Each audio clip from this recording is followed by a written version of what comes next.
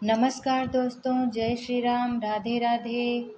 आपका teaching in Hindi career classes में स्वागत है। आप लोग उपन्यासकार और उपन्यास के बारे में पढ़ रहे हैं। आज के उपन्यासकार जो हैं उनका नाम है श्रीलाल शुक्ल। क्या नाम है? श्रीलाल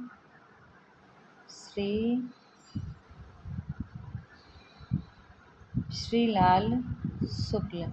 इनका नाम आपने सुना होगा क्योंकि इनका एक उपन्यास है राग दरबारी। क्या है? राग दरबारी, जिसकी रचना सन 1968 ईस्वी में हुई है। ये रचना इनकी कई एग्जाम में पूछी गई है। चलिए अब इनके बारे में पढ़ते हैं। इनका जन्म जो हुआ था वो 31 दिसंबर सन 1925 ईस्वी में हुआ था। कब हुआ था? सन 1925 ईस्वी में हुआ था। कहाँ हुआ था? अतरौली नामक स्थान पे। इसके बाद इनकी मृत्यु जो हुई थी वो लखनऊ में हुई थी और टाइम पीरियड जो था वो था 28 अक्टूबर सन 2011 ईस्वी।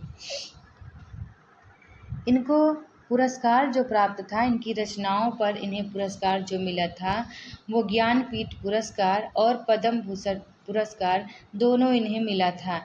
इनकी शिक्षा जो हुई थी वो इलाहाबाद विश्वविद्यालय से हुई थी। अब इनके किस रचना पर इन्हें पुरस्कार की प्राप्ति हुई थी, आप उसके बारे में पढ़िए।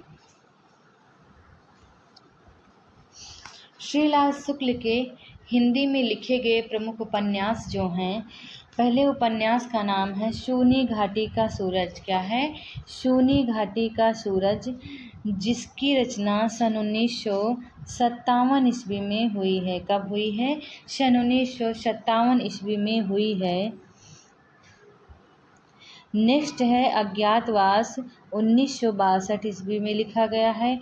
राग दरबारी। क्या है? राग दरबारी की रचना 1968 ईस्वी में हुई है। आदमी का जहर 1972 ईस्वी। सीमाएं टूटती हैं 1973 ईस्वी। मकान 1976 ईस्वी। पहला पड़ाव 1987 ईस्वी में लिखा गया इनका उपन्यास है। विश्रामपुर का संत 1998 ईस्वी और राग बिराग नामक उपन्यास 2001 ईस्वी में लिखा गया है। इन उपन्यासों के अलावा इन्होंने जो लिखा है यह घर मेरा नहीं, जिसकी रचना इन्होंने 1979 ईस्वी में की है, और बब्बर सिंह और उसके साथी। क्या है? बब्बर सिंह और उसके साथी, जिसकी रचना सन 1999 ईस्वी में हुई है। ये दोनों रचना इनकी उपन्यास न होकर कहानी संग्रह हैं। क्या हैं? कहानी संग्रह की श्रेणी में आते हैं। श्रीलाल शुक्ल को उनके व्यंग्यपूर्ण लेखन के लिए जाना जाता है, खासकर राग दरबारी उपन्यास। क्या है? खासकर राग दरबारी उपन्यास के लिए उन्हें 1970 ईस्वी में साहित्य अकादमी पुरस्कार प्राप्त हुआ था। किस लिए इन्हें साहित्य अकादमी पुरस्कार प्राप्त हुआ था? राग दरबारी नामक इनका जो उपन्यास है, राग दरबारी नामक जो इनका उपन्यास है, इसी के लिए इनको साहित्य अकादमी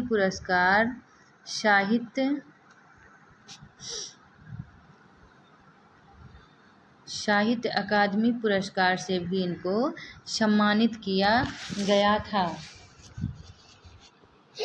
अब इनका उपन्यास जो है राग दरबारी। क्या है? राग दरबारी। इस उपन्यास में जो कई बार पेपर में पूछा जाता है, शिवपालगंज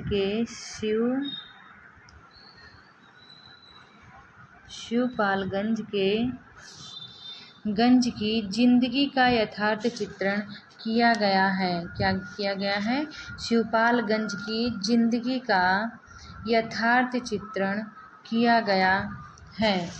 दूसरी कहानी इनकी है नेक्स्ट, पहला पड़ाव। क्या है? पहला पड़ाव। कहानी नहीं है सॉरी, उपन्यास है ये। तो इनका नेक्स्ट उपन्यास जो है पहला पड़ाव, इस उपन्यास में भवन बनाने वाले, जो भवन बनाते हैं कारीगर, भवन बनाने वाले कारीगर जो होते हैं,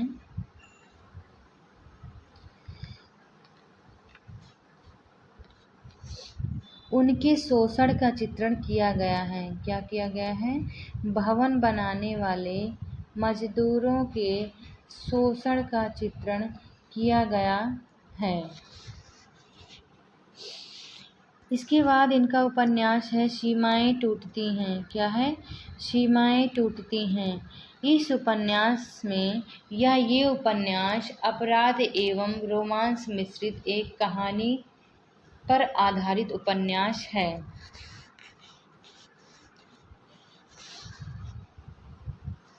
श्रीलाल शुक्ल जी जो हैं राजनीति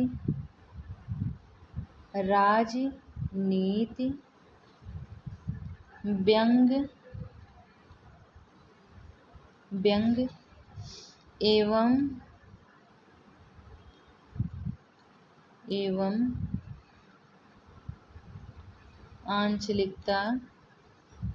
आंचलिकता के मिश्रण के कवि हैं। अब इनको भारतीय ज्ञानपीठ पुरस्कार की प्राप्ति कब हुई थी और किस सन में हुई थी, वो आप जानिए। श्रीलाल शुक्ल को ज्ञानपीठ का पुरस्कार सन 2011 ईस्वी में मिला था। कब मिला था? ज्ञानपीठ पुरस्कार सन 2011 ईस्वी में मिला था। बट इन्हें अकेले नहीं मिला था। इनका पुरस्कार जो था वो संयुक्त रूप में था। किसके साथ संयुक्त रूप में था? श्रीलाल शुक्ल और अमरकांत। कौन है? अमरकांत के साथ संयुक्त रूप में इन्हें सन 2011 का भारतीय ज्ञानपीठ पुरस्कार प्राप्त हुआ था, जो उस समय 45वां ज्ञानपीठ पुरस्कार था। क्या था? 45वां ज्ञानपीठ पुरस्कार था।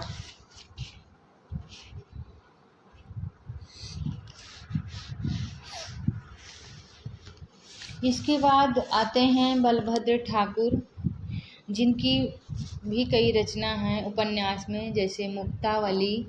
इसकी रचना 1959 ईस्वी में हुई है। इस उपन्यास के अंतर्गत मणिपुर अंचल के जनजीवन के समाज एवं संस्कृति का सजीव चित्रण किया गया है। दूसरी रचना है इनकी नेपाल की वो बेटी, जिसकी रचना 1959 ईस्वी में ही हुई है, और उस रचना में नेपाल की टुंडियाल जाति का वर्णन किया गया है।